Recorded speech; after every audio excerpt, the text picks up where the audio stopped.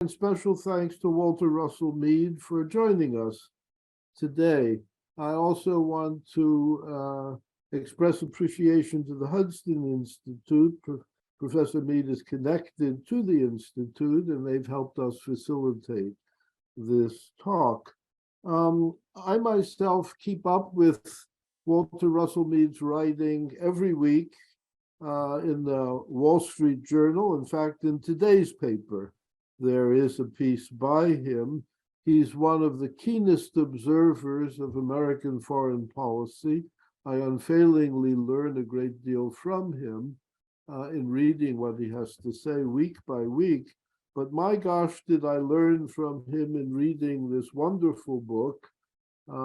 It's really going to be thematically closely tied to what he will be talking to us about, the Ark of a Covenant, the United States, Israel, and the fate of the Jewish people. It's a very formidable book of learning, but also elegantly written.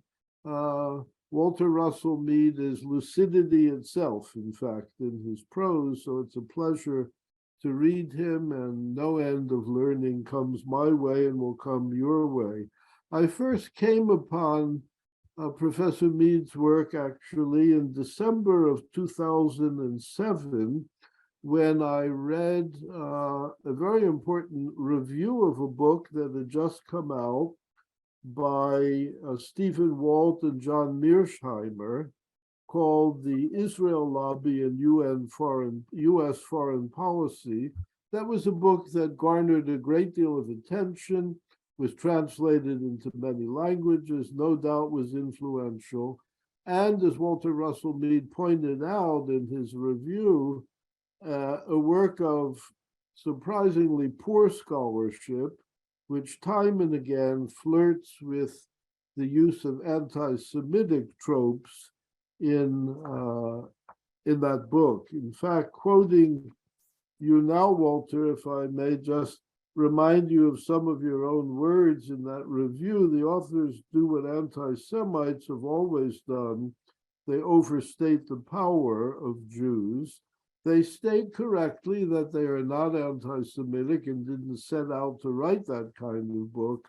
But as your lengthy review shows, time and again, they enter that territory. Your book, The Ark of a Covenant, doesn't deal with that book, but in many ways is an important corrective to it, inasmuch as it shows that U.S. policy towards Israel and the Middle East is not controlled by Jewish lobbies and influence, but really needs to be understood within the shifting objective of U.S. foreign policy and military policy, and that Americans for a very, very long time have been inspired by their own ideas about the Holy Land and have felt a close affinity to Israel. But enough from me about those matters. I now turn over to you with great pleasure and honor. We look forward to learning from you. Great. Well, thank you for that really kind introduction. And I'm just glad to be with you, even if it's only virtually today, and have a chance to talk about some of the themes in the book. One of the problems with writing a long book, and you were kind enough not to hold it up in a way that advertised to the viewers just how long it is, how big, thick, and fat it is that it's hard to boil it down to make a kind of a talk that will give people an understanding of what you're trying to do with it.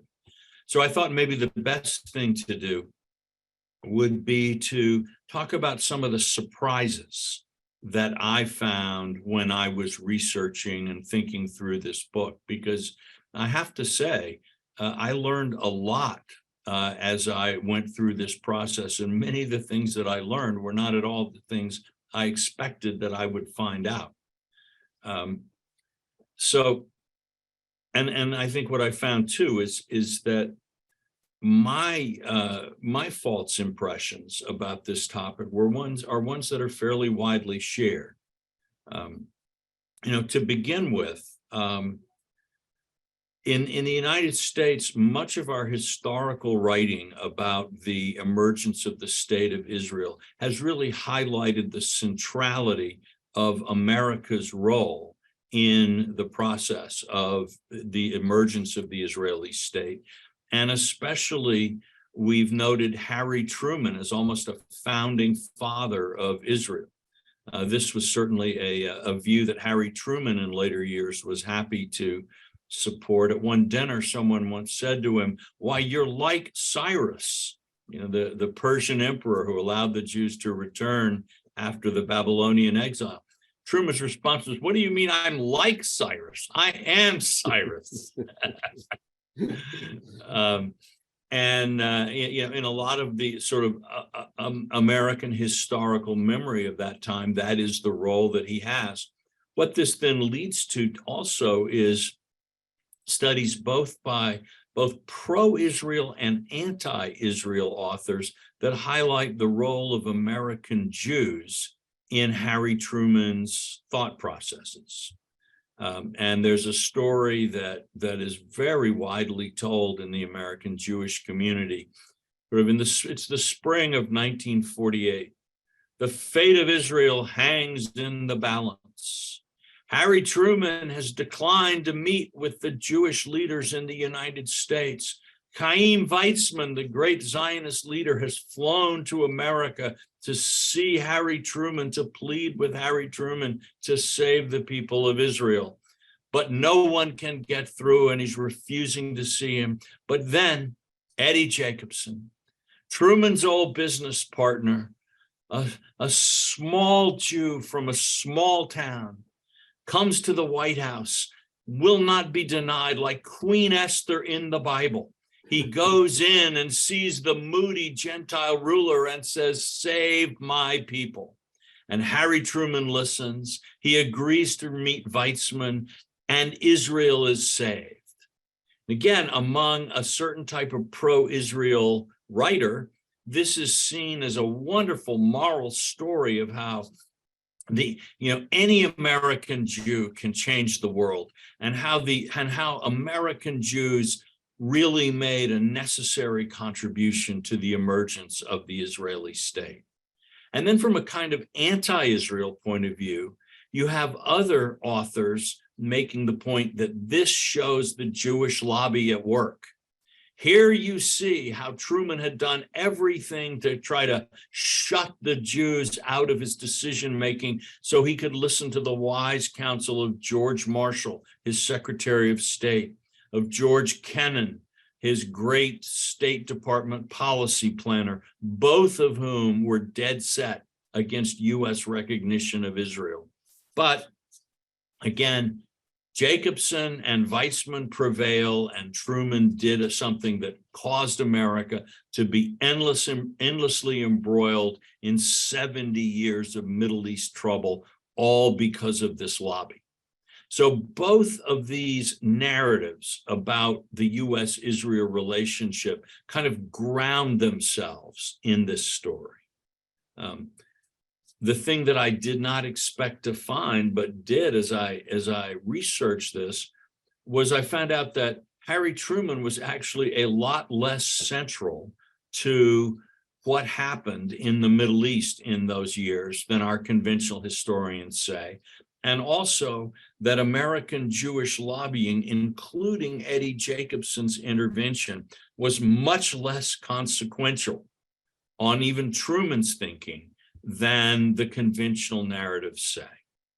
To the extent there was a powerful pro-Israel lobby in the United States at that time, its spokesperson was really Eleanor Roosevelt, much more than any leader of the American Jews. Harry Truman cared much more about what she thought than he did about what the entire American Jewish community thought, because frankly, if Eleanor Roosevelt had joined her sons in trying to prevent Truman's renomination or nomination for the presidency on the Democratic ticket in 1948, he certainly would have lost. And keeping Eleanor Roosevelt was happy was much more important to Harry Truman than any dealings with the American Jewish leadership. But beyond that, when you look at the story of American responsibility or lack of it for what happens in the Middle East at that time, it seems clear to me that actually Joseph Stalin has a better claim to be considered the Cyrus of that era than Harry Truman. It is that Harry Truman never asked for any kind of independence for Israel in the sense of lobbying Britain to grant independence to the state of Israel. He went along and voted for the UN General Assembly resolution for the two-state solution in 1947. But for most of the time, he was quite passive. The United States really didn't play a role in the UN deliberations that led to the drafting of that resolution. More than that, when the resolution was announced and fighting began in Palestine between Arabs and Jews as the Arab states rejected the UN resolution, Truman put an arms embargo on the whole Middle East. And the effect of that arms embargo was to give the Arabs a major military advantage because the Arabs were being armed by the British. The British were arming and training the Jordanian Legion. The British were arming and training the Egyptian army, the Iraqi army. So the Arabs had access to modern weapons. The Jews did not. The American embargo froze that in place. And over again, American Zionists pointed this out to Truman. And they made the comparison, well, this is like the Spanish Civil War, when the Western powers put an embargo on Republican Spain, which had the impact of helping the fascists win. You're doing exactly the same thing now. This is not an even-handed embargo. It's an intervention against the Jews. The State Department and Truman never budged on that embargo. And even after his visit with Chaim Weizmann, Truman's policy remained to try to persuade the Israeli Jews not to declare independence when the British mandate expired. The last thing the Israelis, the Yishuv, which was the pre-independence Jewish authority in Palestine, the last thing their board did, which would become the cabinet, was to vote to reject Harry Truman's request that they delay seeking independence. And then right after that, they voted for independence. So the first act of independent Israel was to reject Harry Truman's and America's advice. And the reason they were able to do this was because Stalin agreed to allow the Czechs, then very much under his thumb, to sell surplus weapons from the Skoda Arms Works in Czechoslovakia to the Jews for hard currency.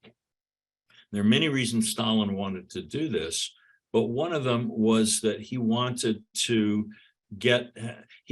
provide the economic support for the Czech communists who in the winter of 1948 overthrew the last remnants of freedom in Czechoslovakia to bring it firmly behind the Iron Curtain, something that was completely at odds with American foreign policy. And it was by cooperating with Stalin on these arms sales that the Jews were able to get the weapons that allowed them to win the war, to begin by relieving the siege of Jerusalem and then to go on and win the war. Many of those weapons had originally, ironically, some would even say providentially, had been designed for the Wehrmacht because the Skoda arms factory was under German control and was a major Wehrmacht supplier. So with Stalin's approval, the Israelis were able to win their independence using arms that were originally created for the Wehrmacht. Some of them still had swastikas on them that had to be removed. So this is a story. This is not a controversial story, really, among historians. This is pretty much how it is. but it shows how both pro-Zionist and anti-Zionist kinds of legends of Jewish power, of American centrality to Israel's existence just aren't there. And, the United States, our relative indifference to Israeli needs did not end with the arms embargo. During the Eisenhower administration, when Israel was weak and poor and really needed help, the United States wanted as little to do with Israel as possible. We didn't even allow them to buy American weapons with hard cash. In the 1956 Suez Crisis, we sided with Egypt against not only Israel, but against Britain and France.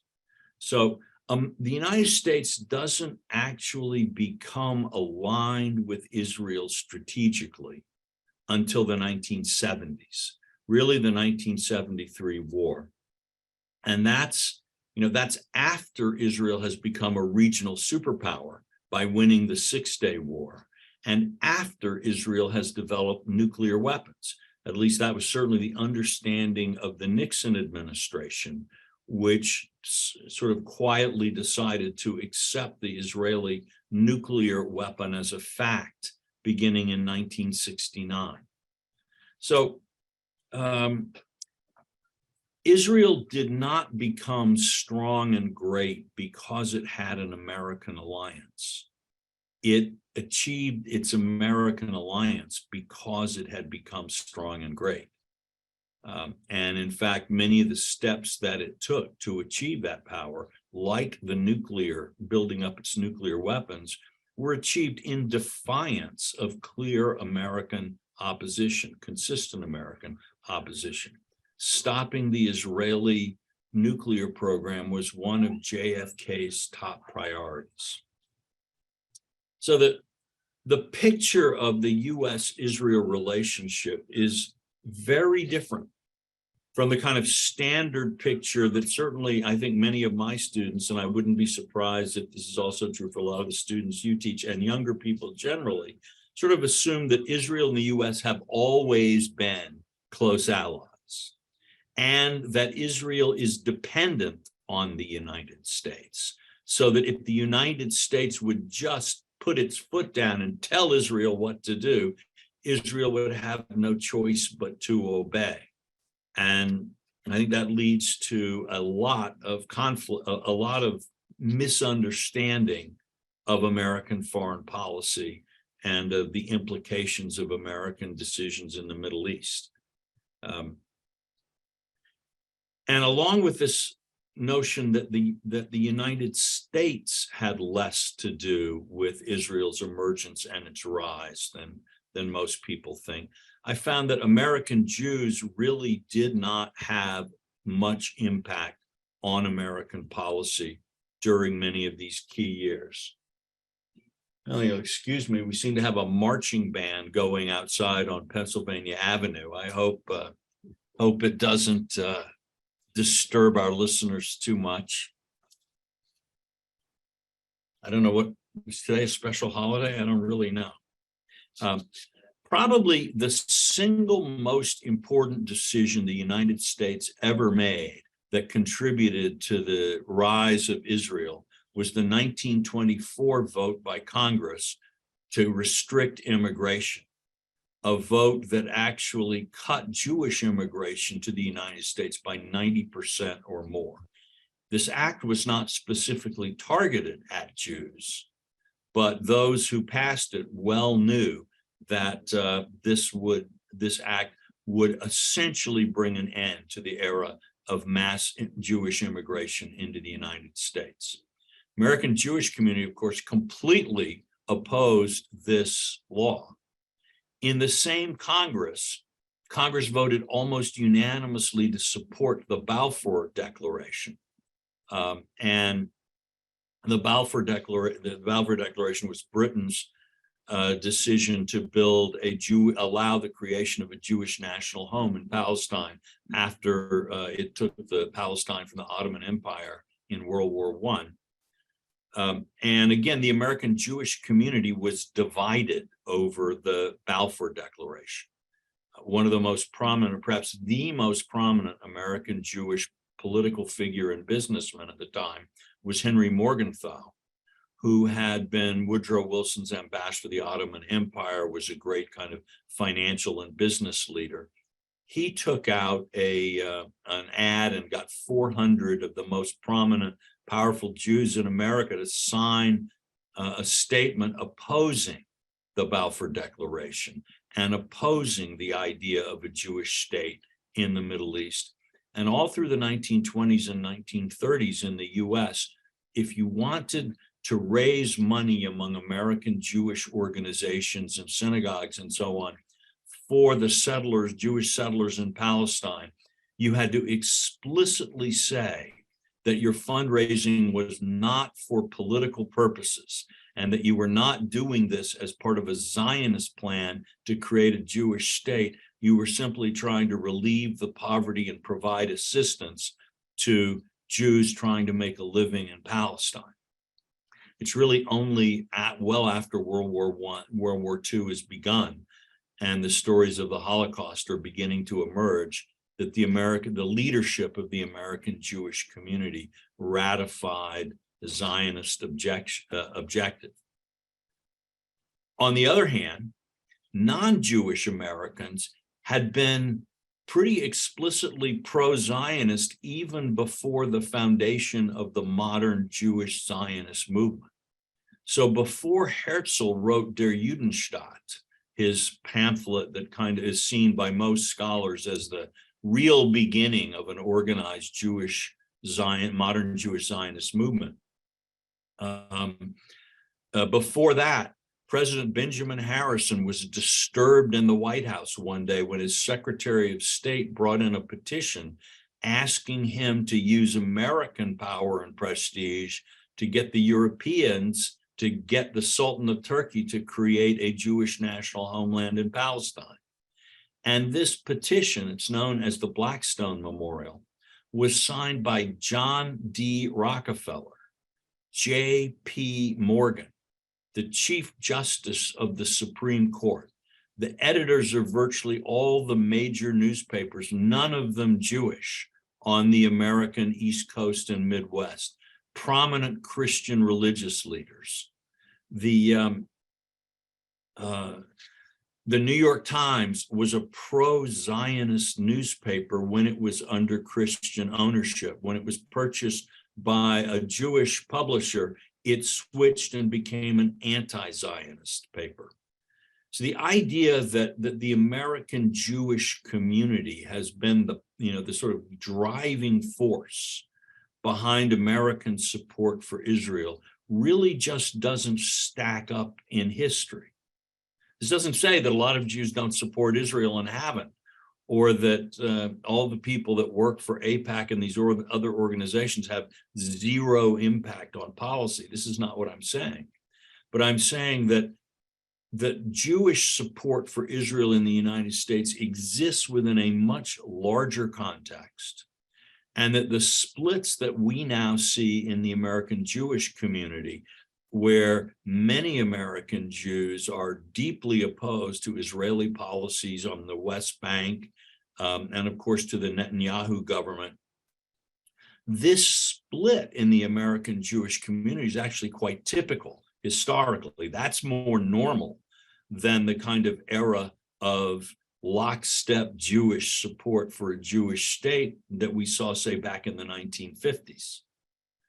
But what I find also interesting about this is that in the 21st century, to bring this story up a little closer to our own times, the most, quote, pro-Israel presidents, George W. Bush and Donald Trump, have been deeply unpopular with the majority of American Jews.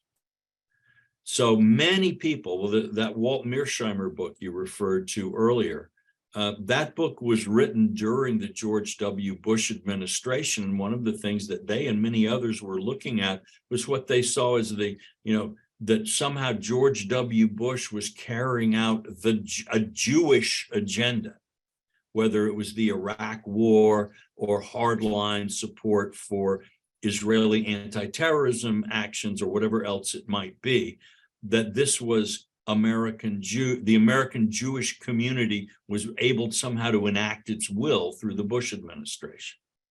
Only problem with this line of analysis is that both in 2000 and 2004, the large majority of American Jews voted against George W. Bush. And some people say, well, yeah, well, maybe the majority, but the really rich ones, they supported Bush. No, actually, again, a large majority of the financial donations from Jewish sources to the campaigns went to Bush's opponents. The American Jewish community did not select George Bush, did not by and large support him any more than they'd supported Richard Nixon, who was the president who first in 1973 really established what would become the foundations of the US-Israel partnership. And of course, the second president in the 21st century, who was widely seen as the most pro-Israel president ever, who advertised this about himself, was Donald Trump, who recognized Israeli territorial claims, moved the US embassy to Jerusalem, and put a lot of his weight behind the Abraham Accords, the peace agreements between Israel and Arab countries in the Gulf and beyond. And Donald Trump was even less popular with American Jews and is today less popular with American Jews than George W. Bush. Again, the overwhelming majority of American Jews voted against Donald Trump. The overwhelming majority of Jewish financial campaign contributions went to Donald Trump's opponents. And yet, some people in the United States and many more all around the world would see Trump's presidency in some way as the creature of this mythical, frankly, but people believe in it, this all-powerful Jewish lobby. The American Jews are pushing Trump into the White House. Sometimes when some of my European friends say, well, the reason America has the policies it has in the Middle East is because of American Jews, I say, you know what? If American Jews actually did control our Middle East policy, you'd like it a lot more than you do. If American Jews actually had controlled American policy in the Middle East, the US embassy would still be in Tel Aviv. There would be no Abraham Accords. It's a myth, but it's a very durable myth. And it has its roots, I think, partly in political misunderstandings in our time, but also, I'm afraid, in anti-Semitic cultural memes and reflexes and beliefs that sometimes people are not even aware that they have. They're sort of in the air, in the culture, and people are reenacting ideas that they've never actually independently, critically examined. And what this leads me to conclude, among other things, is that the US has, and American Jews have less responsibility for Israel's existence and for Israel's actions than many would like to think, or would like for us to think. That, I think we have enough guilt and responsibility for our own actions in the world. I don't actually, Israel is an independent country. If the United States were to disappear, if a great tsunami were to wipe us off the map tomorrow, Israel would not fade away. Israel is a nuclear power. Israel is one of the great technological success stories of the modern world. Russia, China, India, even many of the Arab countries would all line up to be the privileged partners of Israel to share its technology, its military, and its intelligence assets. Israel is an independent country that pursues its own policies for its own reasons, as is the United States. And as I have looked at American foreign policy over the last 70 years, I certainly haven't found that our policies have always been wise or clever in the Middle East. They've often been rather stupid and self-defeating. But what is clear is that our policy what drives our policy to Israel is the vision of American presidents and their close associates about what America's interests are worldwide. And then how the Middle East fits into that larger picture, and then how Israel fits into America's Middle East policy. And if you look through, whether it's Eisenhower, whether it's Lyndon Johnson, Richard Nixon, Ronald Reagan, any of these presidents, you can see that their Israel policy is of a piece with their other policies. And this is why it seems to me fundamentally that trying to understand America's Israel policy through the lens of something like an Israel lobby is just a mistake, I thought I might say one other surprise that I found as I read through this book was to find what deep roots the sort of special American idea of Israel, and for that matter of the Jewish people, has in American cultural and religious history. You know, the English-speaking world has not always been conspicuously philo-Semitic or even tolerant. England in the Middle Ages actually expelled its Jews 200 years before Queen Isabella got around to it in the case of Spain. And Jews were banned from England from about the 1300s to the 1600s.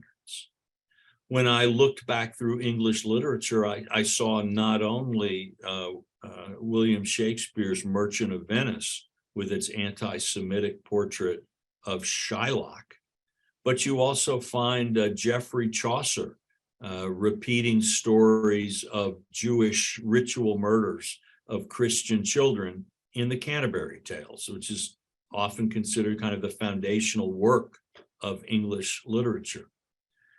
And anti-Semitic ideas were as deeply implanted in English history and culture as they were anywhere in Europe. And yet, you know, you read George Washington's famous letter to the synagogue in Newport, where he talks about, we don't speak of toleration, we talk about being citizens by right, an equal right to live here with everyone else. So how does this happen? Where does it come from? What I find is there's a long and rich trail of theological, of sociological, of economic and political thought, all of which, without any reference to the Jews specifically necessarily, or without being sort of part of a big political plan, all of which made the United States a sort of uniquely favorable place for Jewish life. Didn't mean that there was no anti-Semitism in the United States. There always has been some, sometimes more, sometimes less. There's probably less in the 18th century than in the late 19th century. It peaked, I think, in the 1930s and 40s, then dropped dramatically before very sadly and tragically reviving in recent years. And if the viewers want to talk about that, we can get into it. But there's always been on the side of Americans a sense of a connection with the Jewish people.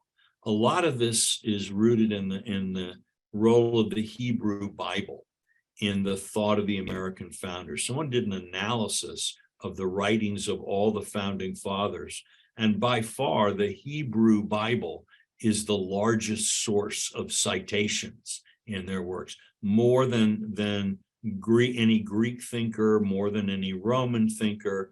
The Bible and the Hebrew Bible more than the Greek Bible, the Hebrew scripture, the Jewish scriptures more than the Christian scriptures, shaped their political and social vision and were the language in which Americans thought about their role as a people, their independence from Britain, even arguments about whether or not we should have a monarchy. They would cite the prophet Samuel's bitter complaints about what a monarchy, how a monarch would abuse the Hebrews, and why they shouldn't have a king. American founders were using those kinds of arguments.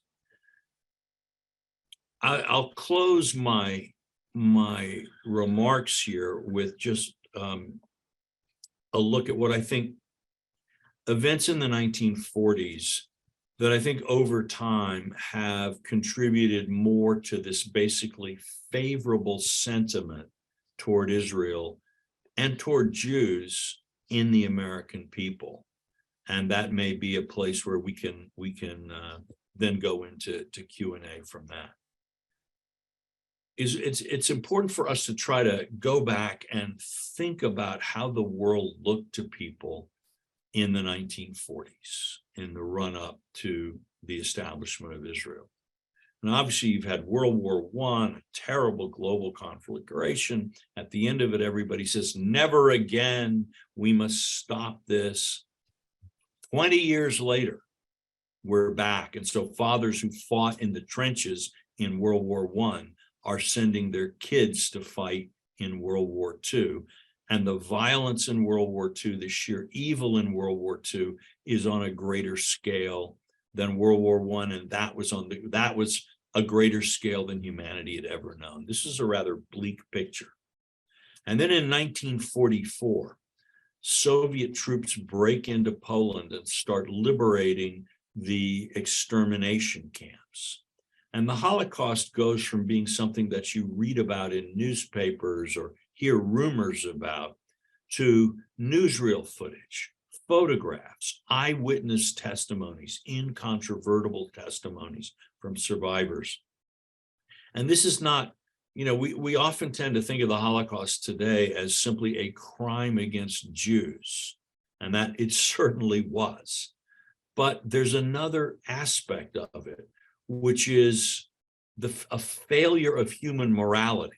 In the sense, people had hoped ever since the Enlightenment brought science and progress that with the dawn of reason, the dawn of science, prosperity, human beings wouldn't be these horrible animalistic thugs whacking each other to death in caves with clubs. History is littered with atrocity, with murder, with jealousy, with wickedness. But surely, now that we have the Enlightenment, now that we are modern people, we are better. Progress is not just progress of material things, it's moral progress. And there's a desperate need to believe this, because otherwise the world is a very dangerous place. But 1944, with that incontrovertible and very vivid news of just what the Germans had done, the hopes of the Enlightenment collapsed. Germany was the most, quote, enlightened country in Europe. The music, the philosophy, the art, the poetry that came out of 19th century Germany is still transformational. And yet this great culture had not been able to prevent, this technical supremacy had not been able to prevent its people from falling into the absolute most horrific barbarism our planet had ever seen. That's 1944. 1945, Hiroshima and Nagasaki. That is, this species that we've just learned is incapable of moral progress, that is as murderous, as bloody-minded, as paranoid, and as full of hate as human beings had ever been at their worst, now holds in its hands the power to exterminate not just one race of people, but the entire human species, maybe all life on Earth. We can't trust ourselves at all, and we hold the power of life and death. And that, I think those two pieces of knowledge, that the Enlightenment is a moral failure, and that humanity now holds the ability to destroy itself. Those two truths continue to ring like bells through our whole history and culture. We all know this deep down, and it kind of shapes the existential framework in which we all live. And of course, over time, there are more and more ways we could kill ourselves. It used to be we could only kill ourselves by doing something stupid, using nuclear weapons. Now we can kill ourselves if we don't do something smart, say fight climate change or manage AI correctly or whatever. There are more and more sort of doom scenarios out there. And the humanity that has to cope with these is the same morally flawed and failed humanity that we see in such brutal clarity from the World War II era. Then, though, after these two shocks, 1948, and out of the ruins of the Holocaust, under attacks by much larger countries, somehow the state of Israel reemerges on the world scene after 2,000 years. Americans have had 300 years at that point of an American tradition of interpretation of the Bible that holds that as history approaches its climax, God will return the Jews from their second exile to the Holy Land. And to millions of Americans, not just Jewish Americans, not just fundamentalist Christians. The rise of Israel is seen as a sign that in this world under sentence of death from nuclear weapons, God is still at work. The big guy upstairs is still in charge.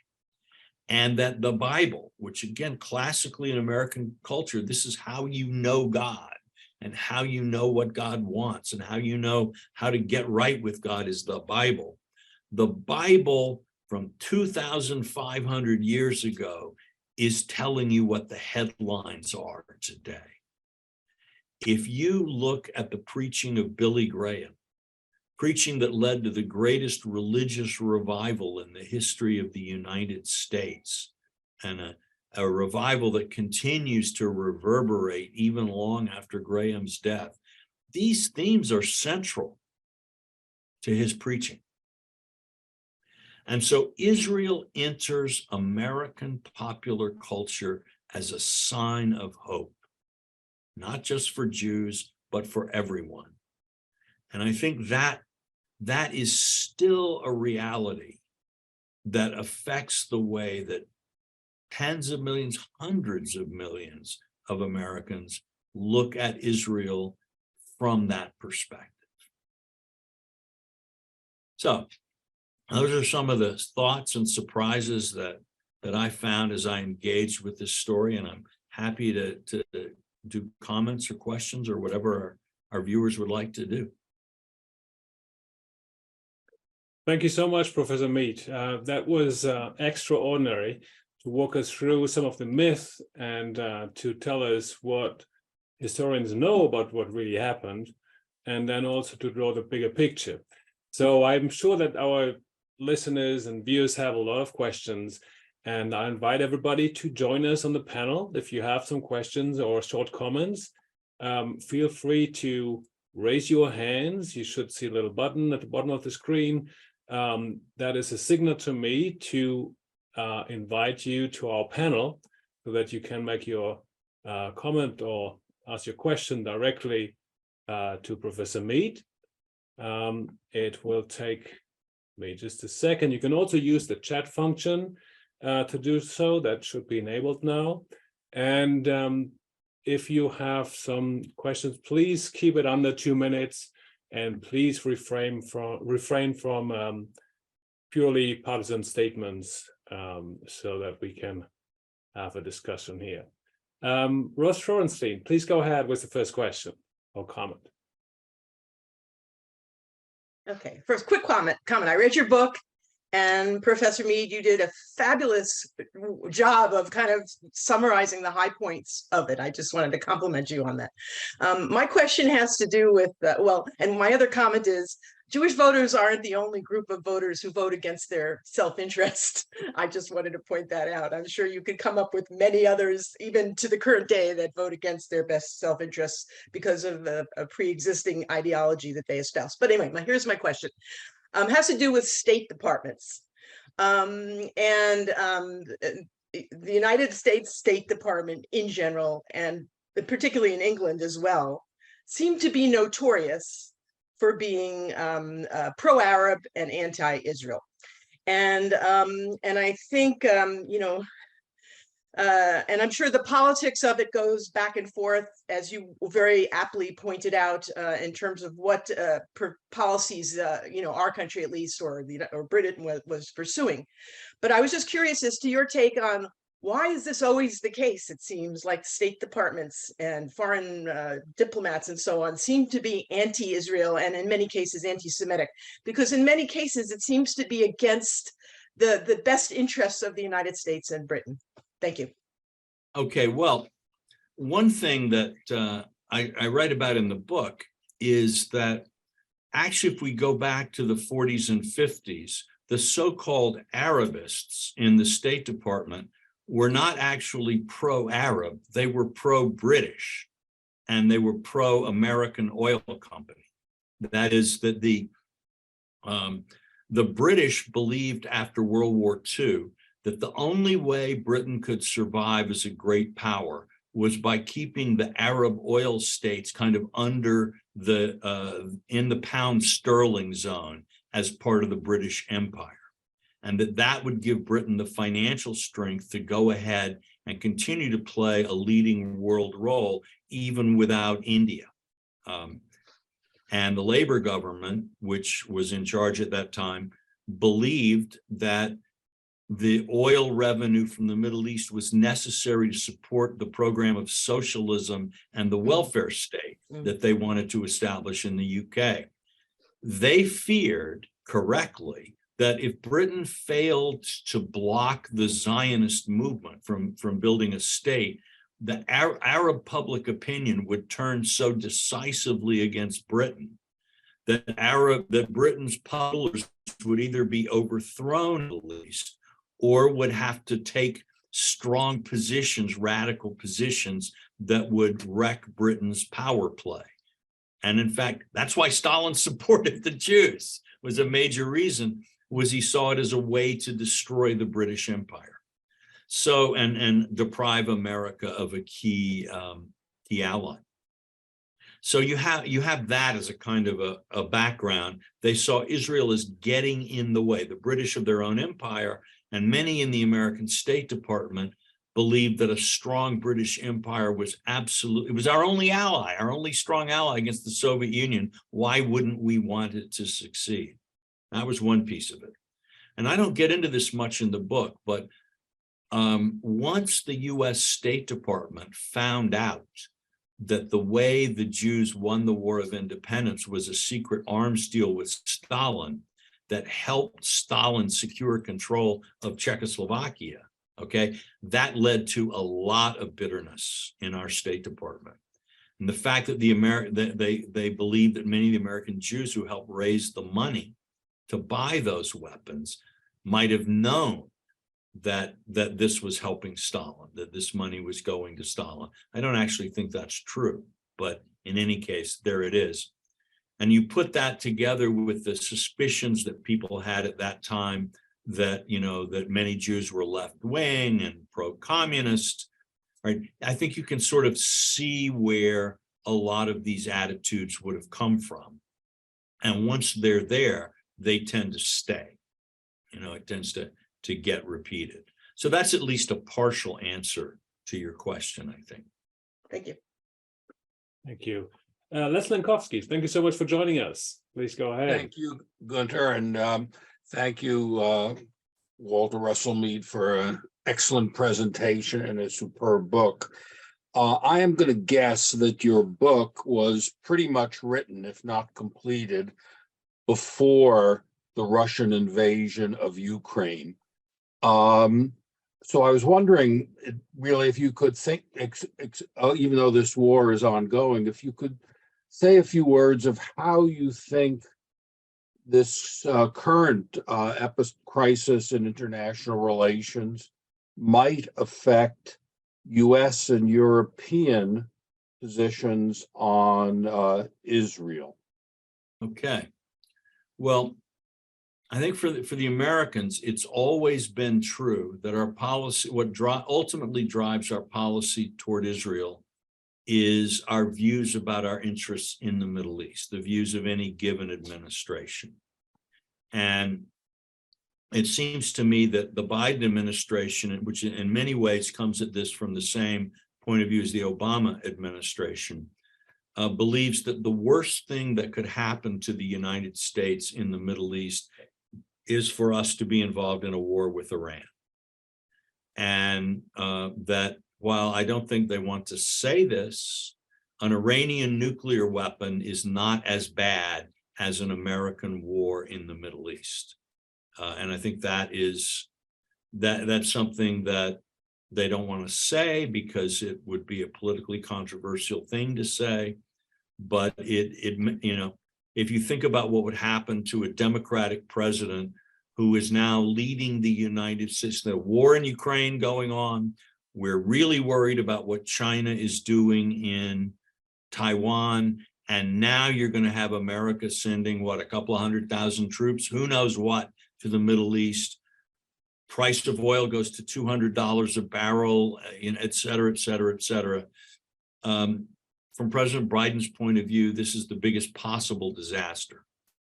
And so therefore, like Obama, he sees, I think, his key interest as to get the United States out of the Middle East. And to do that, he's certainly prepared to try to make sure that Israel and the conservative Gulf Arab states have some security, but he is not prepared to back them in war. So that means we're going to have a very tense relationship with Israel, because obviously from an Israeli point of view, an American war in the Middle East is better than an Iranian nuclear bomb, if you look at things simply from Israel's point of view. And so I think no matter who was prime minister of Israel or what Democrat was president of the United States, I think you'd see a lot of tension.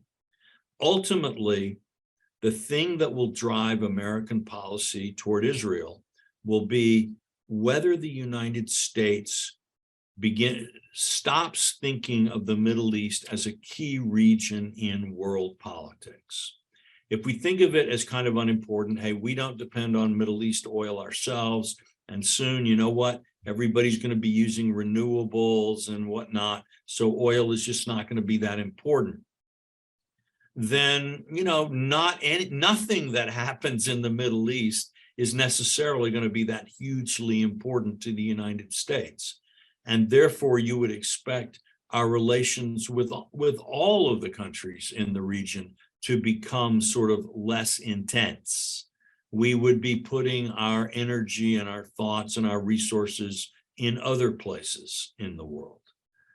But if, on the other hand, we come to the view that, and this is closer to my own personal view, I can say, that like it or not, the oil in the Middle East remains a key resource globally and will for the foreseeable future, again, like it or not, then that means we actually do need to work.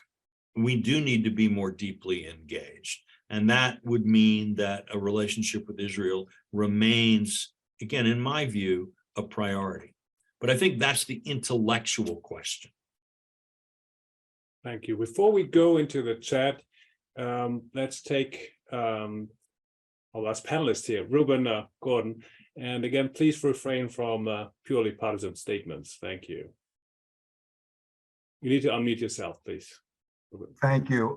Big fan of yours for many years, Professor Mead. Really a pleasure to see you.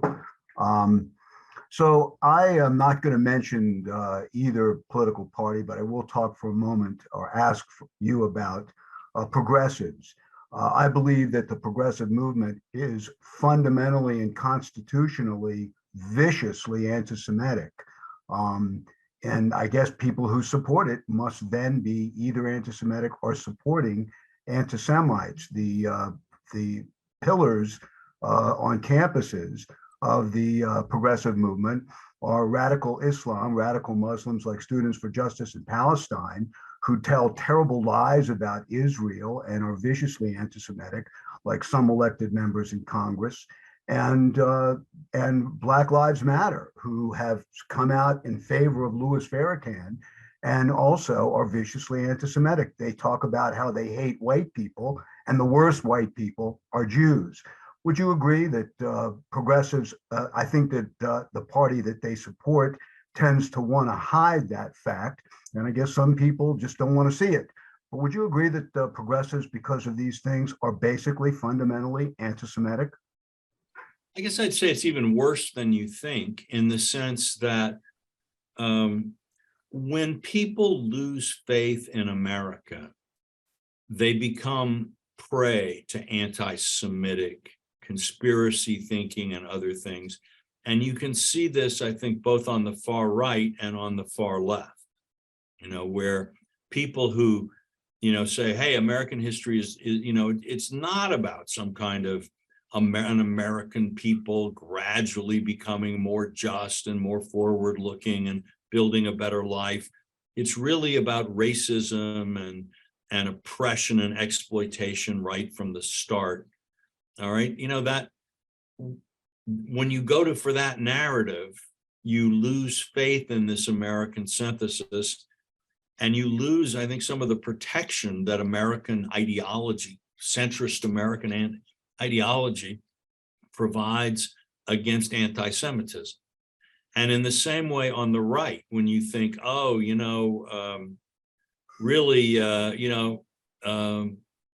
the Blacks, the new immigrants who don't share our culture and our religion, America can't work with these people. There's, only the real Americans, can make the country work, blah, blah, blah, blah, blah.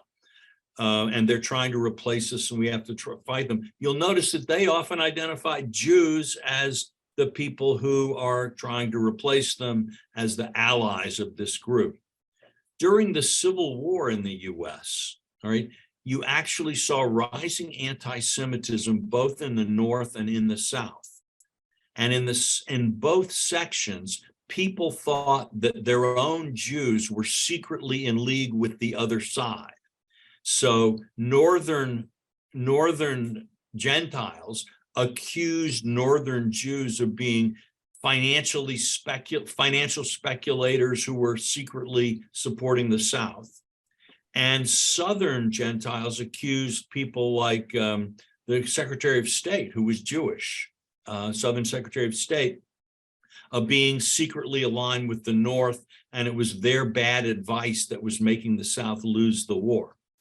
And so in the same way, I think on the far left and the far right today, you see people kind of with mirror image ideologies identifying Jews as the other that needs to be fought. Now, I think it'll depend on your own view of the political balance in America, who you worry about most, the far left or the far right. Where do you think the most power and the most danger is? Myself, what worries me the most is in the last few years, confidence in the American dream and in American society is falling. And you can see it both on the left and the right. And that's bad, not just for Jews, it's bad for Americans generally. And we need to try to, regain our balance here as a people. Thank you. I'll try to put some of these questions in the chat together, because there were some questions by Andy Friedman, Mark R., Mark Karoff, and David Goldstein that have similar questions about the support of American Jews. Why is there not maybe enough support for Israel, or why do they support certain presidents or not? Maybe you have some views on that. So there was one question saying maybe the interests of American Jews are beyond just moving embassies to Jerusalem or recognizing the Golan. Okay, maybe that there are other reasons why they don't acknowledge that Trump did something useful for Israel. Or some say that, what was the question here for Mark Karoff, why do you think it is that many, if not most, American Jews do not recognize the anti-Semitism and Zionism of many American Christians? And that has led to another question saying, should we worry about the reasons why American Christian Zionists support Israel because of the underlying ideology that eventually Jews should convert to Christianity? So these, I think, they are a bit together. Maybe you have some views on that. Okay, well, let's start with American Jewish attitudes toward Israel and why they are complex. All right. First of all, let me just say this is not the only subject on which there is a lot of disagreement among Jews. I don't want to indulge in stereotypes, but I've heard rumors that Jews disagree about many things, and that if you talk to two Jews, you'll get at least 3 opinions. So there's that. But when you really think about what Herzl's message to the Jews of Europe was, it was a very, and therefore his case for Zionism, it was a kind of a startling one. He basically said, listen, yes, we're living in a world of enlightenment and liberalism, and we've had the emancipation of the Jews, and we're now able to participate in the life around us in a way we've never been able to before. But you know what? If you trust liberalism, if you trust bills of rights and constitutions and all these well-intentioned people, you're all gonna die, literally. That liberalism was belief in liberalism was a death sentence for the Jews of Europe. And that all of these wonderful, people like Zola, these liberals and leftists fighting to free Captain Dreyfus, it was great, it was beautiful, but they were gonna fail. And in the end, when the stormtroopers come for you, none of these people will be able to protect you. So as a Jew, you cannot trust liberalism as your salvation. And basically, we're going to hugely overgeneralize here. Israel is a country of Jews for whom Herzl was right. And America is a country of Jews for whom, at least so far, Herzl was wrong. So that when American Jews face a threat, the instinct among American Jews is, liberalism and tolerance is what got us this far. We need to double down on liberalism and tolerance. So when after 9/11, there was a lot of kind of public outcry about Muslims and terror and all of this, many American Jews rallied to the cause of tolerance and acceptance for American Muslims, believing that by demonstrating the sincerity of our liberal commitments, these people reason, we can not only win a place for all religious minorities, but we can begin to build bridges with the American Islamic community and perhaps also help them from not going down the same dark path, right? And actually, many people have commented about the difference between the evolution of the American Muslim community and the evolution of Muslim communities in other Western countries. I'm not going to get into that. That's a very complex issue. But nevertheless, when American Jews, and I'm talking, I'm generalizing, there's majorities and minorities everywhere, but when American Jews feel a threat, the instinctive response of the majority of the community is to double down on liberal values and principles. When Israeli Jews feel a threat, their instinct again, based on their own history and experience, is circle the wagons. So American Jews would say, trust the Palestinians, make liberal concessions to the Palestinians, more concessions to the Palestinians. More liberalism is how you solve this problem. The Herzlian Zionist says that's not how it works. All right. So I think you have a real difference between the historical experiences of these two communities. And that has a lot to do with why, say, the Israeli majority tends to take a much harder line on all kinds of issues than the American Jewish community tends to do. It's not up to me to say who's the good Jew and who's the bad Jew. I'm not the judge of that.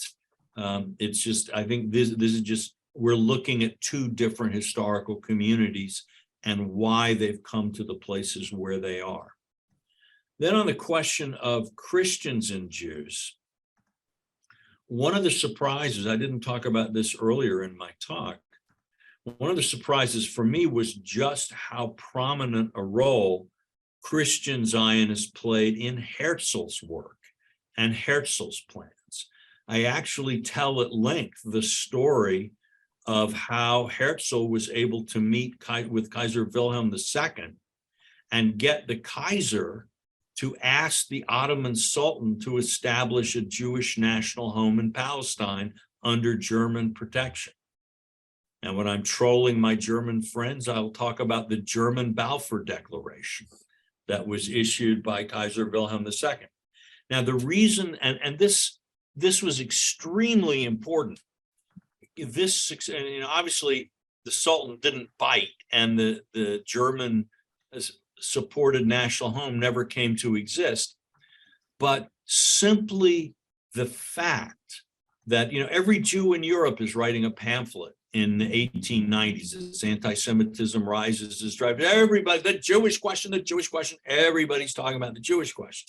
Well, this Jew, Herzl, writes a pamphlet, and within 5 years, the Kaiser of Germany is conferring with the Ottoman Sultan about how to enact Herzl's plan.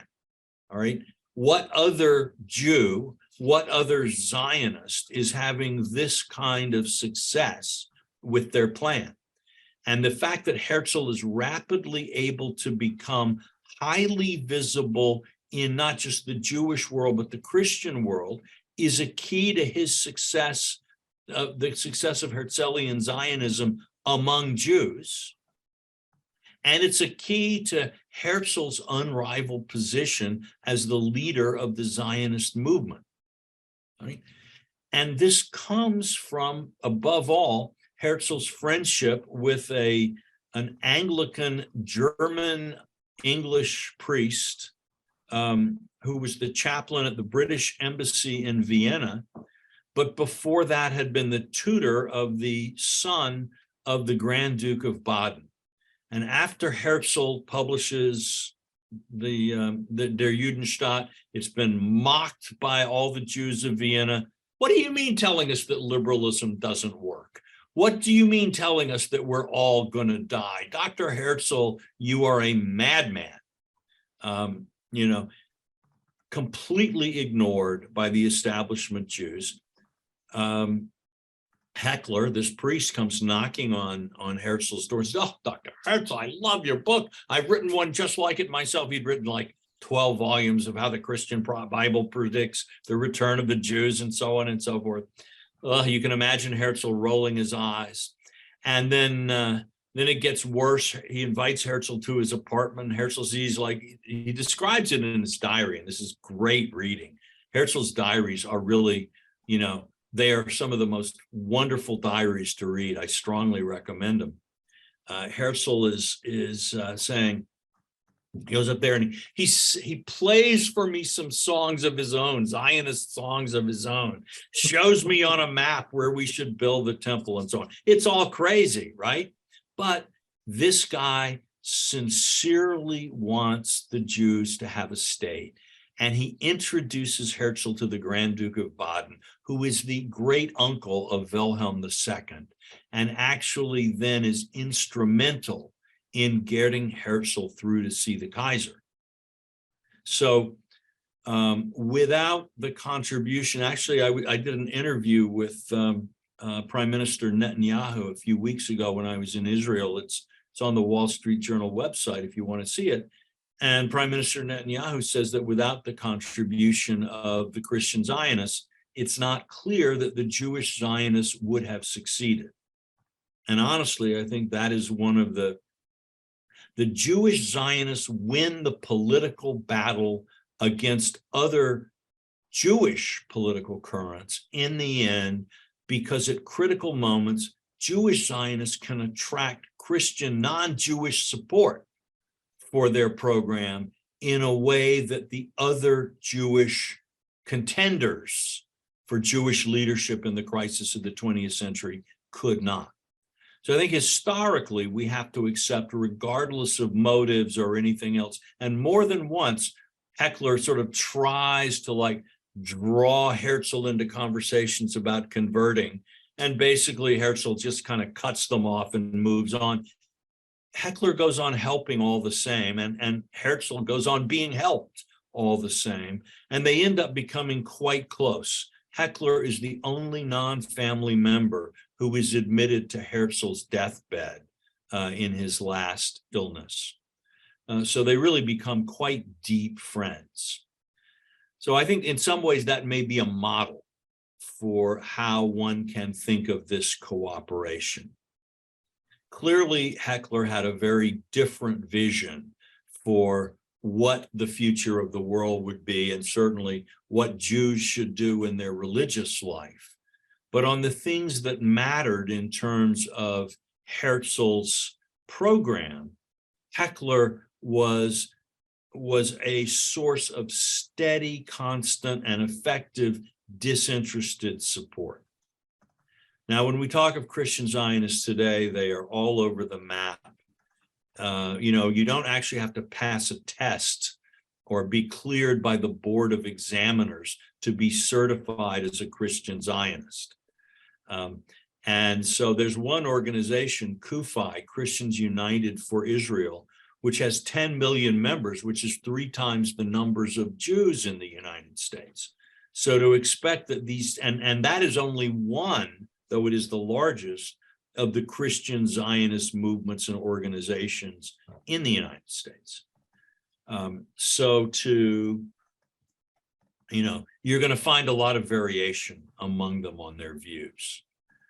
But if you look at their literature, what they say is that their approach is they do not seek the conversion of Jews. They're not doing this from sort of conversionary motives. They're doing it because they believe that this is what, as they understand the Bible, supporting Israel and supporting Jews and fighting anti-Semitism is their religious understanding of their Christian duty.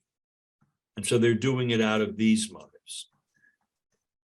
I think for many American Jews, though, again, because liberalism, religious liberalism, political liberalism, for them is kind of the guarantee of Jewish existence and well-being, and maybe the central element of their own Jewish identity is a commitment to principles of tolerance, which they and morality, which they see as kind of the unique Jewish gift to the world, is tolerance and liberalism. So when they see fundamentalist or very, very orthodox, either Haredi or Orthodox Christian groups, so to speak, being pro-Israel, they get nervous more because they're not liberal than because they are specifically Christian, I think, is the root of the matter. But in any case, I do think that one consequence of Christian Zionism has been that the relationship between Jews and Christians is generally speaking, is almost infinitely better today than it was 100 years ago. And that was actually one of Herzl's hopes in launching his Zionist movement. And it was one of Heckler's hopes in supporting Herzl. So maybe some good has come out of it.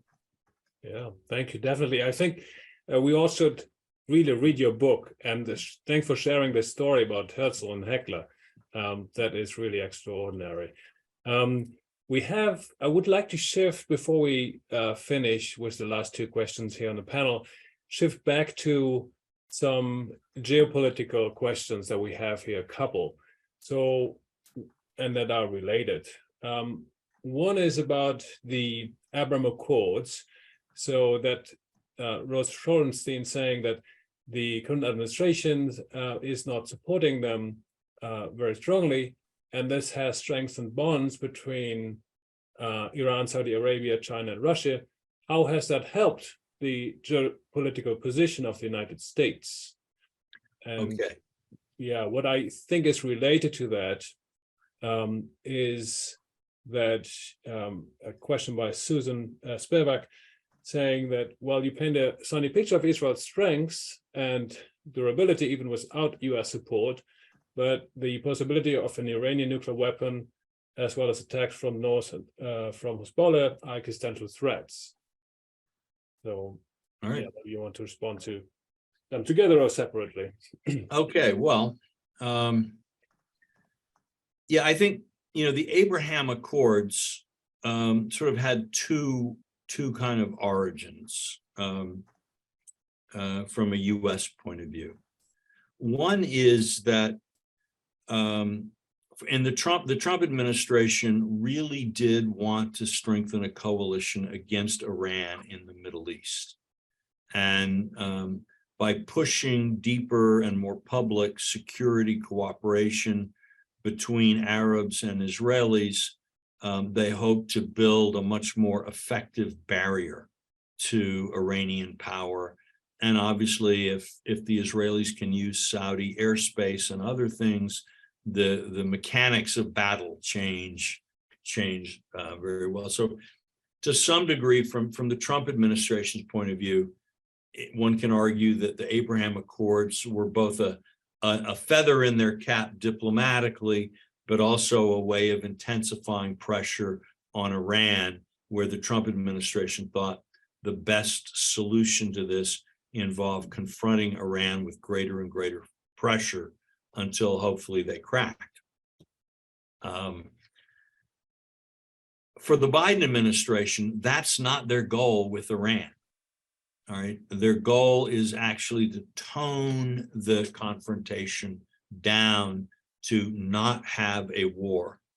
I would say the Biden administration probably, and I can't claim to be reading their minds here necessarily, but I think they believe that yes, it would be a bad thing if Iran gets a nuclear weapon. It really would be a bad thing, and it would be a bad thing for them politically. Their opponents would certainly use it in the U.S.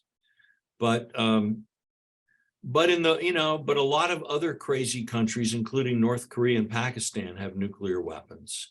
And the laws of deterrence so far have meant that those countries have not used them. And that the Iranians have to know that a nuclear attack on Israel would result in the annihilation of everything the Iranians hold dear. And that, there's no possibility of an Iranian preemptive strike that could destroy the Israeli deployments of nuclear weapons. So therefore, in a worst case scenario, deterrence would still hold. And so for that reason, while they don't, necessarily want the Abraham Accords to go away and all things being equal, why wouldn't you want more stability in the Middle East? They don't see them as as a fundamental asset of American Middle East strategy. They're sort of a nice thing, and it's a little embarrassing that Trump did them. And if they got a couple more, maybe, a couple more countries in, that wouldn't bother them. But they are not trying to craft a unified Middle Eastern anti-Iran bloc for which the Abraham Accords are a foundation. Perhaps that helps a bit. Yeah, On the question of, Israel's survival and existential threats, there hasn't really been a day since the formation of the state that it wasn't under threat. The nature of those threats has changed. The urgency of those threats has changed. But, let's not forget that Pakistan is a country that has a lot of fanatical people, religious fanatics, very close to power, and it has nuclear weapons. It's not a pretty picture. For that matter, of course, every country on earth to some degree is under an existential threat. You don't have to be Jewish to have enemies, although I'm told it helps. And the book starts with conversations I had with my friends when I was 10 years old at the time of the Cuba Missile Crisis, where we would argue on our elementary school playground about whether our little town would be killed in the first wave of Soviet attacks. So living with existential fear related to the possibility of nuclear war or attack is part of the human condition, somewhat intensified and focused for Israelis. So far, all we can say is that while Israel has faced a host of threats without and challenges within, so far, somehow, in ways that have seemed very difficult to predict, Israel does manage repeatedly to emerge from these predicaments in a stronger position than it was in the past.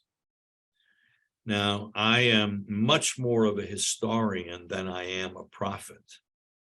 And I'm reminded of what the great sage Yogi Berra said about prediction. He said, prediction is always dangerous, and especially when it involves the future.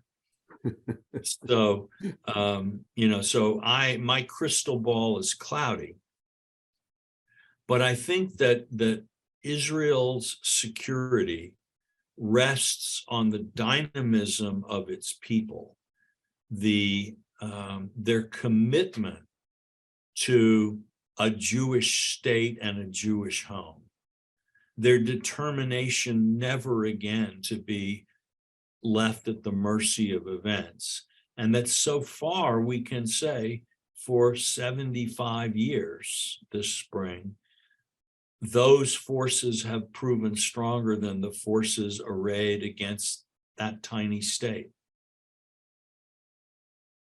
I'm gonna, it doesn't cost any more to hope than to fear. And so after 75 years, I find myself hopeful about Israel's future. But we shall see. Thank you very much, Walter Russell Mead. We need more historians like you. We are running out of time now, but it was truly inspiring and very enlightening to me, and I'm sure to many others. Please join me in thanking Professor Mead for this extraordinary talk and discussion. And I will hand back to Dr. Rosenfeld for some final remarks. Thank you so much. And my apologies to Michael Goodman and Letter from Crease that we didn't get through your questions as well. Just very briefly, 1,000 thanks. I knew you were a formidable scholar, but I never heard you speak before. My gosh, are you also a formidable teacher? So we've learned from you, and I personally take a great deal of heart from what you had to tell us, both with regard to Israel and to America. In an hour, I'm running up to campus to teach my students. And if I have one message from your talk today to pass on to them, it has to do with hope in the very country they're living in, that we can't afford to lose faith in America. So thank you, thank you, thank you. It's really wonderful to have you with us. Well, thank you all. Thank you.